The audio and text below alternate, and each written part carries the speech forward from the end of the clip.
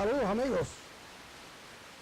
En sus televisores Consulta Participativa, programa que como cada semana preparamos, mi compañera que hoy no está, muy a pesar de José Luis, Jessica Reyes Sepúlveda, quien está cumpliendo un compromiso especial, pero nosotros estamos aquí prestos y dispuestos a llevarles a ustedes esta entrega que hemos preparado con la intención de que el contenido del mismo sea de interés de todos ustedes. Saben ustedes que estamos transmitiendo a través de los canales 26 de Claro y Altiz, Carivisión y 22 de Aster.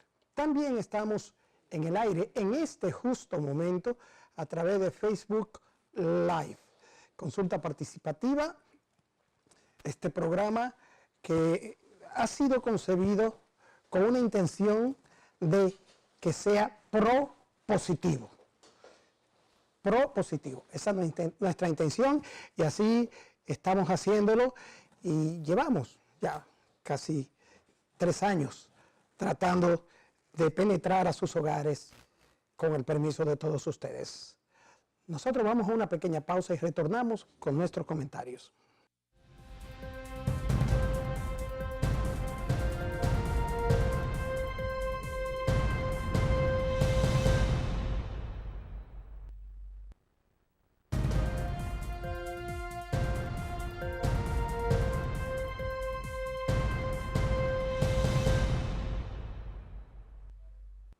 Olivares, Cabrera y Asociados, consultores y auditores, asesores financieros, ofrecen servicios de igual a contables, constitución de compañías, leyes laborales, expertos en impuestos sobre la renta y todo lo que tiene que ver con la tesorería de la seguridad social. El lema de Olivares, Cabrera y Asociados es que una vez usted se pone en contacto con ellos, la curva de valores de su negocio o empresa tiene que ir y debe ir en forma ascendente. Olivares, Cabrera y Asociados están en el kilómetro 10,5 en la Torre Atalaya del Mar, en la suite A223, y tiene los teléfonos 809-616-6790 y 809-292-6421. También le puede contactar a su correo electrónico delioolivares@hotmail.com. Contacte a Olivares, Cabrera y Asociados para que su negocio vaya en forma ascendente. Y amigos, recordarle que la doctora Lourdes Sarina Opperman, quien es especialista en prótesis y rehabilitación bucal, está presta a ayudarle en todo lo que tiene que ver con la salud bucal y la estética de su sonrisa. La doctora Lourdes Opperman también ofrece los servicios de implantes dentales, coronas, puentes, cirugía bucal, en fin, todo lo que usted necesita para la estética de su sonrisa y la salud bucal se lo ofrece la doctora Lourdes Sarina Opperman, quien trabaja exclusivamente por cita y está en el teléfono 809-846-0582. 809-846-0582. También puede contactarla a su correo electrónico doctoraopperman@gmail.com. Y el gabinete de la doctora está en la Max Enrique Sureña, número 27, en el segundo nivel de Plaza Román, en Naco. Contacte a la doctora Opperman y no oculte más su sonrisa. Bien amigos, y en nuestros comentarios de esta tarde tenemos que algunos fiscales del caso Odebrecht resultaron ascendidos luego de participar, exceptuando una de las magistradas que continúa en el cargo luego de participar en los exámenes que llevó a cabo el Ministerio Público, el Consejo del Ministerio Público. Estos fiscales que fueron ascendidos. Está, Laura Guerrero repite en el PETCA. pero están seleccionados titulares de diferentes jurisdicciones, incluyendo la Fiscalía del Distrito Nacional y del municipio de Santo Domingo Este. Estos magistrados que ganaron y pasaron estas pruebas. Estos magistrados son Francisco Ortega Polanco. Estos magistrados estaban dentro del caso de Odebrecht, conjuntamente con el juez Francisco Ortega Polanco, y están encabezados por Luis Alberto González, Milcia de Guzmán, Rosalba Ramos, que es quien sustituye a Jenny Berenice Reynoso, y Grimaldi Oviedo. La doctora Laura Guerrero Pelletier permanece en el cargo, y esto es, según decir de la prensa y opiniones, es un premio, cosa que me atrevo a decir que no ha sido tal, porque hemos estado siguiendo concurso, si así quiere llamársele. Estos magistrados fueron depurados y sometidos a pruebas que hubieron de pasar y tener las calificaciones pertinentes para poder optar por estas titularidades. Y a propósito de eso, el magistrado Ortega Polanco dispuso la entrega a participación ciudadana de los adelantos del Ministerio Público en el caso Odebrecht. Esta decisión fue tomada por el magistrado juez de la instrucción y a entregarle a participación ciudadana, quien según tengo entendido no es parte del caso, del juicio, pero entiendo que esto sucede porque, como bien sabemos, estos son asuntos del dominio público. O sea que ya veremos cómo se desarrolla esto después de esta sentencia. Amigos, y como es costumbre de nosotros referirnos a lo que tiene que ver con la muerte, el maltrato de una mujer, tenemos que destacar que un hombre mató a su cuñada por el alquiler de una vivienda a unos extranjeros en Santiago Rodríguez. Este señor mató de un cartuchazo en el tórax a su cuñada en medio de una discusión por el alquiler de una casa donde estaban viviendo unos indocumentados haitianos. Reina Isabel Rodríguez, de 43 años, falleció en el acto luego que su cuñado le disparara casi a quemarropa por una discusión. Esto seguimos llamando la atención de que tiene que ver mucho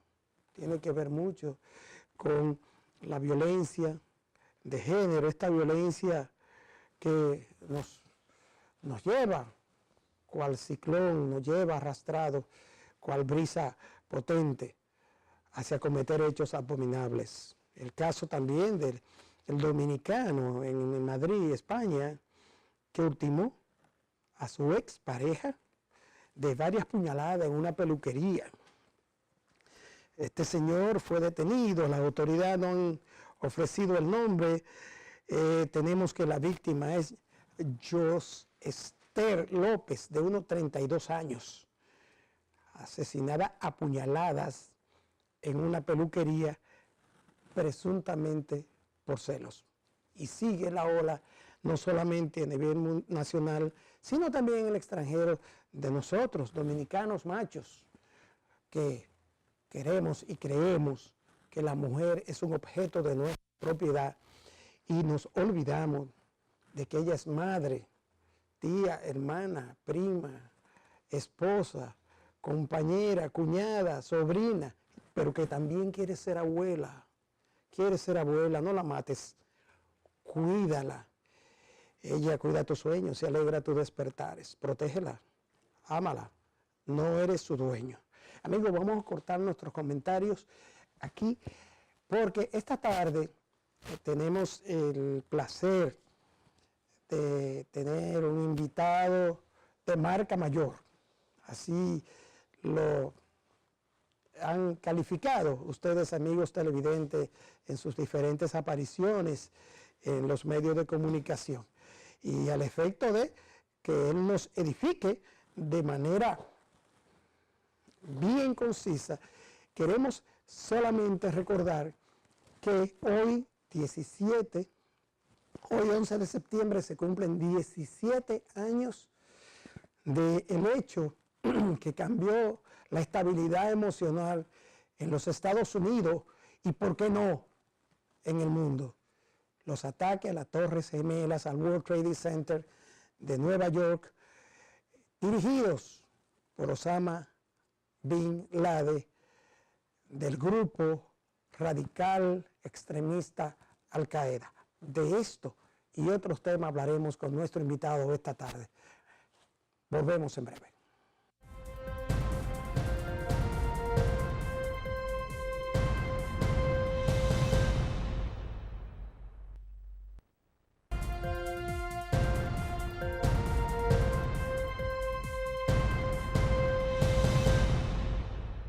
Bien, amigos, decíamos antes de irnos a la pausa que hoy contamos con la presencia de un,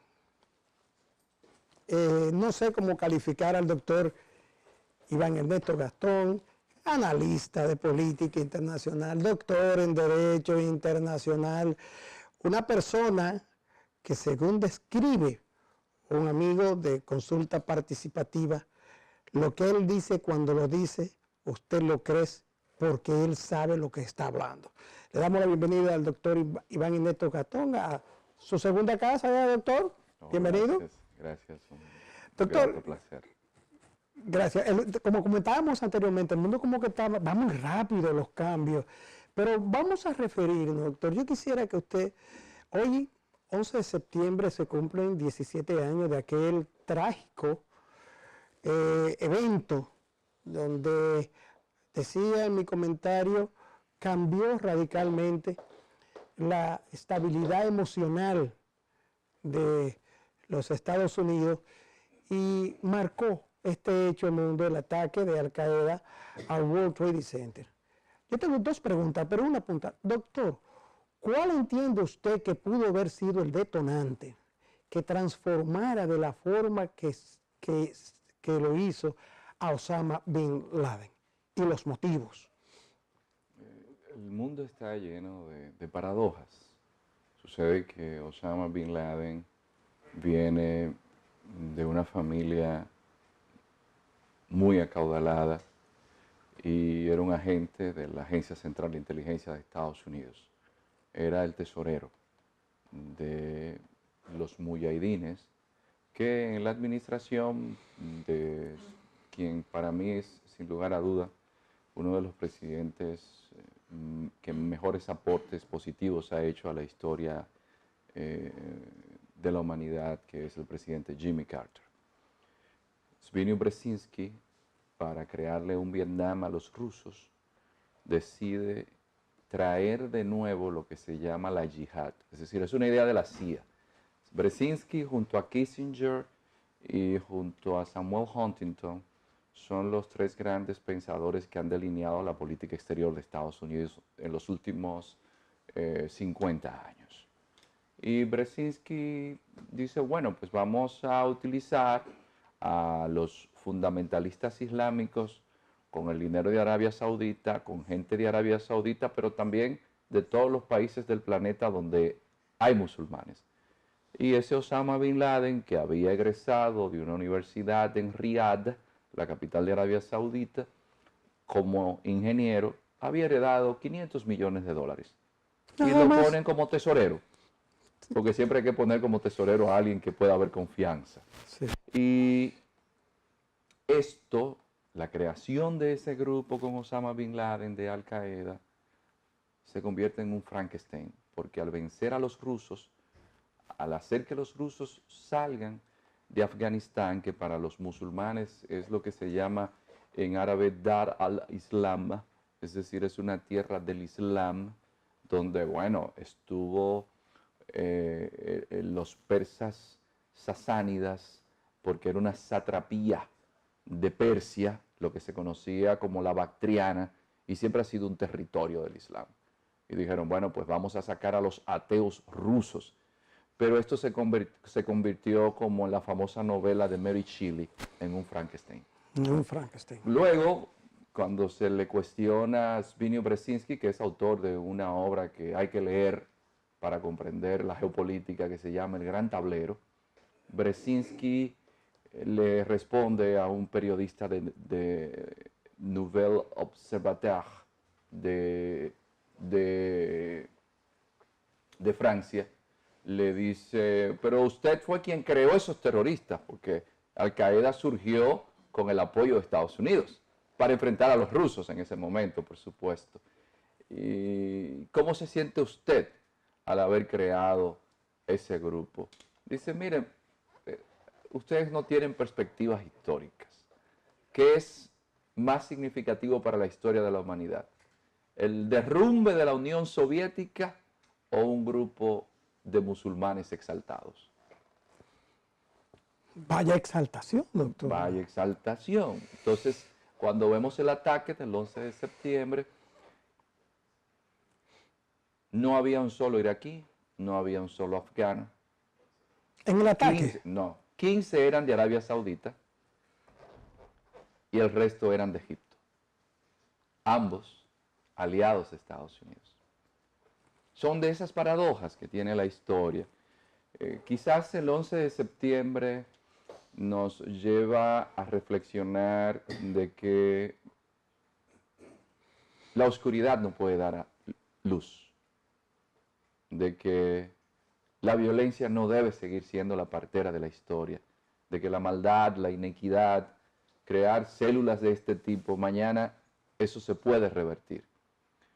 Donde quiera que se desprecie la vida humana, por más eufemismos que se quieran utilizar, siempre en el ámbito de la guerra se aprovecha mucho decir una cosa por otra, se utilizan los eufemismos, por ejemplo, ahora por la guerra contra el terrorismo, como no es en un territorio en específico, sino que hay que buscar por doquier y se lanza un dron en Waziristán, por ejemplo, en Afganistán, y el dron cayó, por ejemplo, en un hospital en Kabul, la capital de Afganistán, se murieron los ancianos, los niños, las mujeres que estaban ahí, y a eso se le llama daño colateral. Daño colateral. Es decir, se cambia. Mire que hay imágenes más impresionantes, doctor. Eso es inolvidable. Quizás nosotros estamos con el 11 de septiembre asistiendo en vivo a lo que es la maldad y la forma tan deleznable con que los seres humanos aprovechamos tener algo que nos haga sentir fuerte, como las armas, tomar, por ejemplo, la religión como aliento. ¿Para qué? Para eliminar al prójimo. Y eso es detestable. Eso es detestable. Eso es detestable en el World Trade Center, eso es detestable en Yemen, eso es detestable en Siria. Donde quiera que haya un ser humano, hay una representación de Dios. Y utilizar a Dios como excusa para inmolarse, eso es un sacrilegio. Y es también lo más despreciable que pueda utilizarse. Porque un asunto es usted tener sus resentimientos, usted poseer un alma perversa y utilizar a Dios para eliminar a inocentes, no importa la nacionalidad de la cual procedan. Es decir que el 11 de septiembre se justifica porque Estados Unidos invade tal o cual país, eso no tiene justificación. No tiene justificación. Como no tiene justificación tampoco que se haya dejado uranio empobrecido en Irak y que 1,5 millones de personas haya fallecido. De cáncer. De cáncer. De cáncer. Y eso lo da a conocer Hollywood a través de Sean Penn. Sí, pero hay, doctor, Hay Digo, esa comentarios. gente no importa mucho porque son iraquíes. Son iraquíes, exacto. Me llama la atención el hecho de que no había un iraquí en los ataques, pero hay dudas, a ese momento hubo dudas de que realmente Osama Bin Laden, la persona de Osama Bin Laden, fuera el cerebro, el intelecto y el director de ese ataque.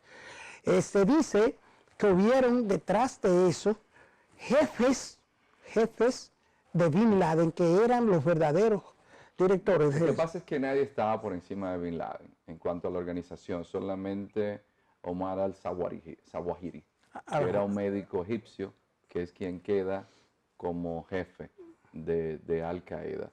Lo que sí demuestra el 11 de septiembre es que el mundo tiene un antes y un después, porque Estados Unidos, un país que había sacado del gobierno a un presidente porque había puesto micrófonos en una convención, y de ahí viene el Watergate, El Watergate. que obliga por teléfonos, y ahora viene la Patriotic Act, que permite que a usted le hagan lo que deseen. Le graben Es lo que más, que le permite al presidente de Estados Unidos, en este caso Barack Obama, emitir una orden de ajusticiamiento a un ciudadano americano en Yemen para que lo maten con un dron, que permiten, que permiten a un Barack Obama ver cómo se entra a un país aliado como Pakistán, y en Abbottabad es donde está la base militar, o no la base militar, la escuela militar del ejército de Pakistán, que es uno de los mejores del planeta,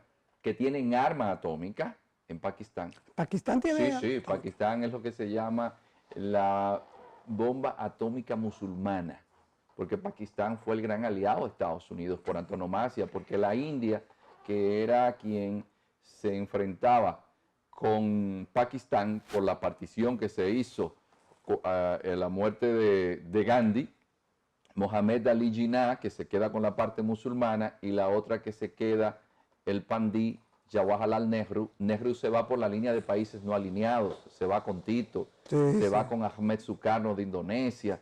Pero aquí el asunto es que Obama ve por televisión y nos envían la foto, él y Hillary Clinton, viendo cómo se viola el espacio aéreo de Pakistán para secuestrar a Osama Bin Laden y sacarlo de Pakistán.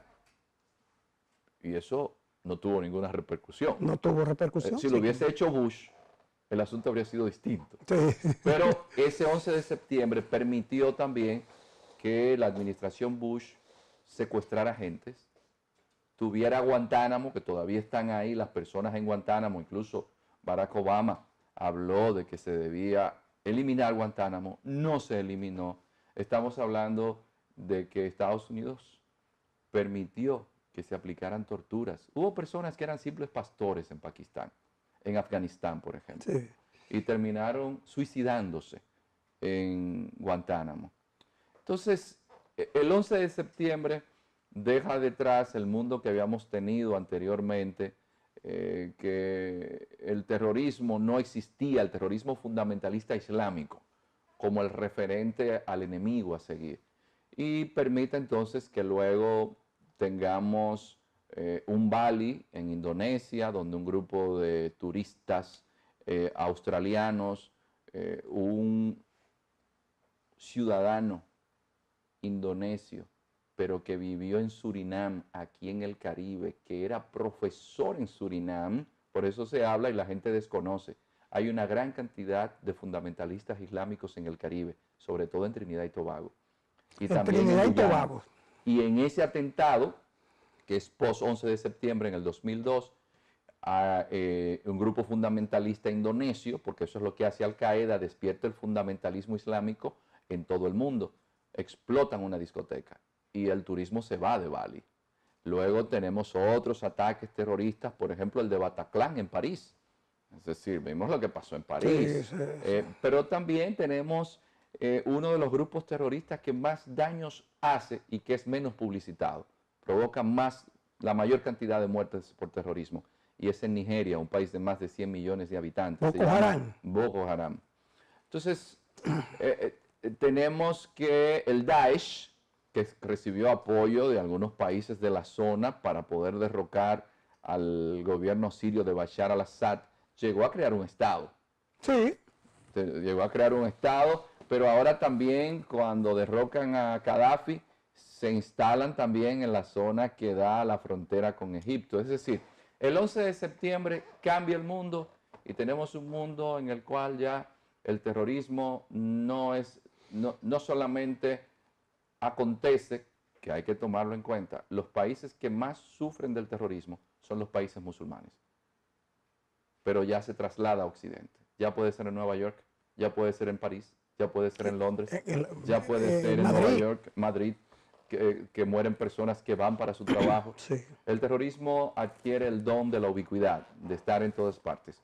Y siempre hago la observación de que el terrorismo tiene un buen caldo de cultivo, donde hay una clase media emergiendo, hay una clase media más o menos que está posicionada y hay una buena mayoría de la población que está marginada. No tiene acceso a trabajo, no tiene acceso a nada y también en la triple frontera entre Paraguay, Argentina y Uruguay, se habla de la presencia de terroristas. Pero no solamente allí se habla de presencia de terroristas, sino también que se habla de cómo ese fundamentalismo islámico, el Islam tiene 1.200 millones de seguidores, una religión de paz, pero hay un grupo que son fundamentalistas y se considera que es del 10 al 15% de los musulmanes. Es decir, que hay más de 100 millones de personas dispuestas a esto. De ahí la observación que venimos haciendo, sin querer lesionar para nada una religión que es una religión de paz, pero que asimismo lo fue el cristianismo y se utilizó también para eliminar a otros. Claro. En Haití ha crecido enormemente el Islam. Yo vi una ponencia suya, doctor, donde usted advirtió que el Islam se estaba extendiendo en América del Caribe, Centroamérica, América Latina y por el mundo de una manera vertiginosa. La religión que más creció en el siglo XX. Mi observación con el tema haitiano es que algunos grupos, aprovechando la pobreza en Haití, han ido a dar ayudas.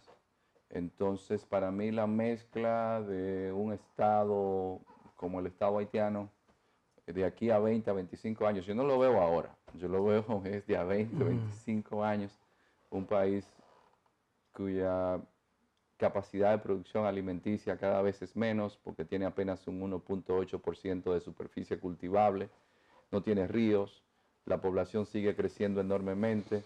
Entonces usted le pone a eso fundamentalismo religioso con marginalidad. De aquí a 20 años, yo no lo digo ahora, yo estoy hablando en el largo plazo. Se me han hecho muchas críticas por hacer estas observaciones, pero uno lo que hace es academia. Y en la academia 2 más 2 son 4, 2 más 2 no son 3. No, claro. Donde hay marginalidad y exclusión y usted lleva fundamentalismo religioso, usted puede esperar lo que sea, claro, en el largo plazo. Claro, en el largo plazo. Claro en el largo plazo. Claro que sí. Es decir, hay gente que no tiene nada que perder, como no sea la vida, y esa la dan por perdida. Y si en el yihadismo lo que le dicen es que usted va directo para el cielo y adicionalmente a eso, usted va a tener 71 huríes, es decir, mujeres que según la descripción parecen una promesa de coito sin garantías y que los orgasmos son interminables porque eso no tiene tiempo para terminar. Y si usted realmente tiene una fe en eso, usted dice, no, pero si aquí yo lo que estoy es pasando trabajo y me ofrecen que yo me voy a ir para allá y me están ofreciendo algo que realmente llama la atención. Llama la atención. Entonces, ¿qué yo hago aquí pasando trabajo? Claro. Déjame yo ser un shahid, porque eso tiene un nombre. Las personas que se inmolan son shahid. Y el shahid va directo al cielo. Esa es la convicción. Esa es la convicción religiosa. Mire, hubo un momento en el cual jamás en Gaza tenía tanta gente que se ofrecía para ser shahid que no tenía plazas, no tenía la forma para poder convertir a esa gente en shahid. La logística no la tenía. La cantidad de muchachos que querían ser shahid por su convicción Sí, religiosa, claro. ellos no tenían la logística. Hay un escritor argelino que es toda una novedad en Occidente, Yasmina Khadra, Khadra. Tiene una novela que se llama El Atentado, donde él desde esa perspectiva musulmana y de gente que conoce bien esa zona, presenta el escenario de un médico de ascendencia palestina en un hospital en Israel que comienza a atender en una emergencia a los muertos y heridos, 15 muertos, y cuando llega la policía le dice que la shahid fue su esposa. Y ahí en torno a eso se desarrolla. La shahid fue su esposa. Fue su esposa. Entonces hay que ver todas las implicaciones de estos temas porque desgraciadamente Instagram, Facebook, WhatsApp, como que no están dando tiempo para que la gente entienda que, por ejemplo, en Haití, ya Boukman, que fue quien inició las rebeliones antes que Toussaint Louverture, ahora los musulmanes de Elijah Mohammed, aquel que estuvo vinculado a Cassius Clay, a Mohammed Ali, que están presentes en Haití y que hablan de asuntos que prefiero no expresar, ellos dicen que Boukman es Bookman, hombre del libro. Entonces, al ser un hombre del libro, era un musulmán. Entonces dicen que quien inició las rebeliones en Haití fueron los musulmanes. Fue un musulmán. Entonces, cuando usted toma el elemento mítico y hay un arraigo histórico, eso es peligroso. Es peligroso. Es peligroso. Quizás, bueno, el objetivo de nosotros al venir con usted aquí es uno dejarle a la gente inquietudes de que desgraciadamente, aunque como en su momento le dijera Sancho a Don Quijote, mi señor, usted quiere que yo sepa muchas cosas y como dice la Biblia, mientras más se sabe, más se sufre. Y Don Quijote siempre en la sabiduría que dan los años de la experiencia y de la reflexión le dice, Sancho, el problema es que el que no sabe no vive. Los otros lo manipulan. Entonces, en esta sociedad que vivimos actualmente, la mayoría de nosotros no nos damos cuenta que esos aparatitos celulares y esa televisión es para manipular. Y nuestras vidas no la vivimos en base a nuestro talento, en base a nuestra vocación, en base a tener la mayor armonía posible. En base a convicciones. En base a convicciones, puras, o sea, que no todo es competir con el otro, que exacto, cada ser humano es una obra única y maravillosa del Creador y que cada cual debe estar pendiente a lo que entiende que son los ideales que le dan una razón para vivir, que no solamente la satisfacción de instintos. La sociedad actual no permite eso, porque la sociedad actual, el modelo es Kim Kardashian, el modelo es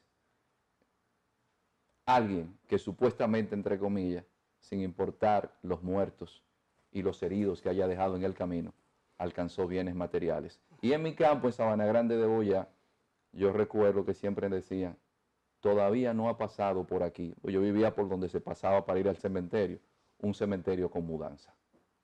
¿Un cementerio con? Como un entierro con mudanza. Todavía no ha pasado un entierro con mudanza. Con su mudanza. No, todavía no. Entonces los seres humanos, de una forma u otra, va a llegar un momento en el cual alguna enfermedad, ya sea heredada o ya sea adquirida, va a llegar un momento en que algún accidente, porque todos vamos a tener un destino trágico. Claro. Nadie sale vivo de esta tierra. Exacto. Entonces hay que existir de forma tal que si hay algo más allá, nos tomen en cuenta. Y que si no creemos en nada más allá, aunque sea, merezcamos de los demás el aprecio y el respeto. Y eso no se logra tratando de estar compitiendo con todo el mundo y tratando de obtener bienes materiales sin importar a cuántos matamos y eliminamos en el camino. Así es, doctor. Doctor, yo quise que usted nos acompañara y usted accedió. Hay un tema de una gran nación en el mundo que tiene ahora mismo revolucionado los estados centroamericanos, algunos países del mundo, Hay países que han roto relaciones con un desprendimiento de ese país, por así decirlo. Hay conflictos económicos, guerra económica, guerra de intereses sobre la nación, la República Popular de China. Y yo quisiera que usted, en extenso, nos hable de esa nación y de qué está sucediendo y pudiera suceder con el asunto de las relaciones diplomáticas de nuestro país y varios países de Centroamérica con esa gran nación. Pero esto después de la pausa.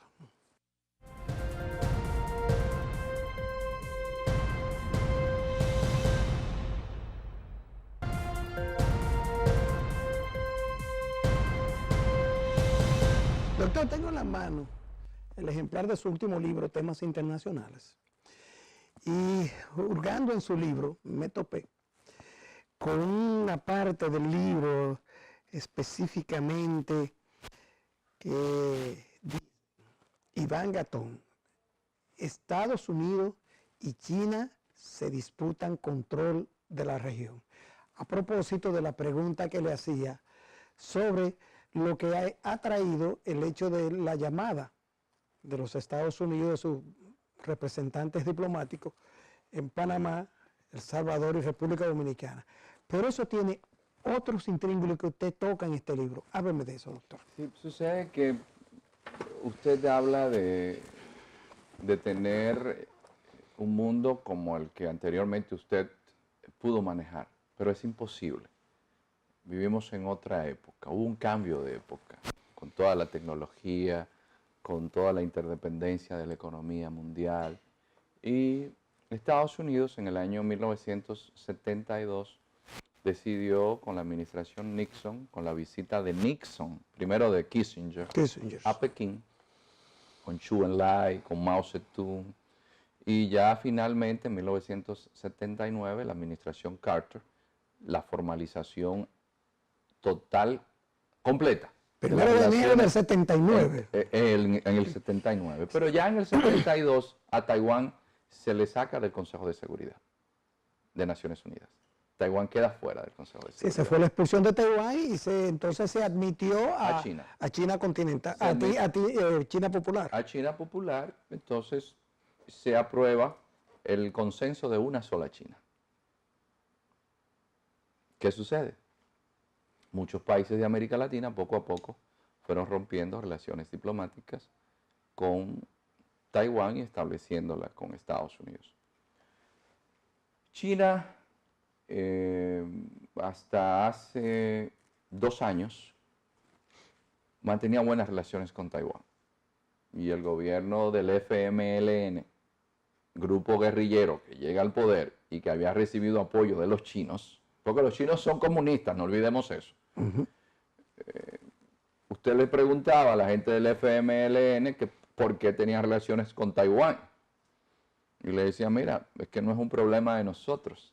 Es que el Kuomintang y el Partido Comunista Chino tienen un acuerdo, que es el acuerdo que siempre hablo, que es el acuerdo de la cooperación del Estrecho de Taiwán, ECFA. La administración del presidente Leonel Fernández intentó romper con Taiwán. Y los chinos le dijeron, no, no nos interesa.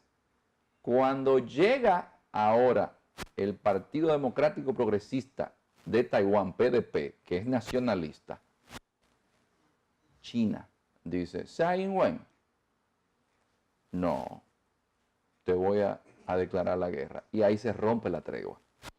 De ahí que le quita Panamá, le quita la República Dominicana y le quita El Salvador. De 193 países que están reconocidos en Naciones Unidas, usted va a ver que solamente 18 aún mantienen relaciones con Taiwán. Y los grandes son Honduras, en Sudamérica es Paraguay, pero los otros son islitas pequeñas, Nicaragua. Islas Marshall, Nicaragua, sí. Pero el asunto es que Estados Unidos ya hace más de 40 años que tiene relaciones diplomáticas con China Popular y no reconoce a Taiwán. El llamado no va a traer ningún inconveniente entre República Dominicana o entre Panamá o El Salvador con Estados Unidos. Yo creo que este llamado hay que verlo en clave geopolítica. Este llamado es a China, diciéndole, tú estás en mi región. Fíjese que dice, los valores de la democracia. China no es democrática. No. Habla de derechos humanos. La concepción asiática de los derechos humanos no es la que se aplica en Occidente. La visión china, el individuo no se toma en cuenta. Lo que se toma en consideración es el individuo dentro de un grupo social. Usted es importante en la medida que usted sirve al grupo social. Sí, porque ellos cuando tienen que fusilar a dos o tres, eso no importa el rango. Eso no, porque su concepción, su forma de acercarse al mundo es distinta. Entonces, aquí Wang Yi, fíjense que fueron términos muy duros lo que utilizó el canciller chino para referirse a esto. Habló de una manera que el lenguaje es poco diplomático. Porque ni República Dominicana, ni El Salvador, ni Panamá son tan buenos socios comerciales de China como lo es Estados Unidos. Claro que no. Es decir, quien le invierte a Estados Unidos, quien le compra los bonos del Tesoro es China. Pero la Unión Europea es el principal socio comercial de China, pero es el principal aliado militar de Estados Unidos. Estados Unidos tiene bases militares en toda Europa. Está la OTAN. ¿La OTAN? Está la OTAN. Entonces, Tratado del Atlántico Norte. Vamos la Organización del Tratado del Atlántico Norte. Vamos a verlo esto en claves geopolíticas. Tú estás en mi patio trasero. Yo sé que es una situación un poco compleja, pero yo quiero demostrarte a ti que ya yo estoy mirando hacia mi área. Porque también hay un elemento. La administración Bush se descuidó de la región.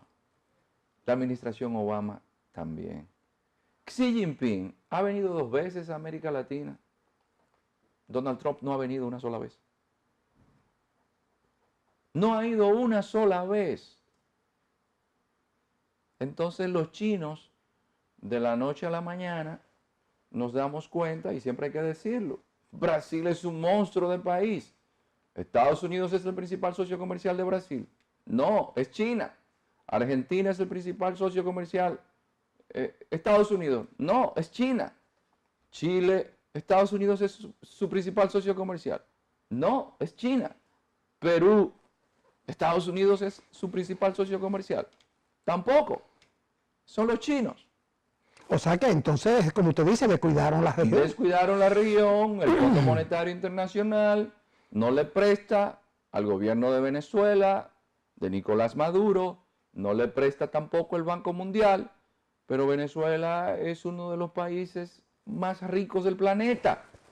Y los chinos no quieren dinero porque tienen mucho dinero. Los chinos lo que necesitan es materias primas y energía para seguir desarrollando sus industrias. Y Venezuela tiene la mayor reserva energética del planeta. Le prestan dinero a Maduro, le han prestado 60.000 millones de dólares. Se ha mantenido el gobierno venezolano gracias a los chinos. Sí. Entonces en Washington, en el Departamento de Estado, perdieron de vista que en estos países de esta zona necesitan seguir invirtiendo en carreteras. Si no le da el préstamo el Banco Interamericano de Desarrollo, los chinos están prestando. Y vienen y te construyen la carretera. Llave en mano. Llave en mano.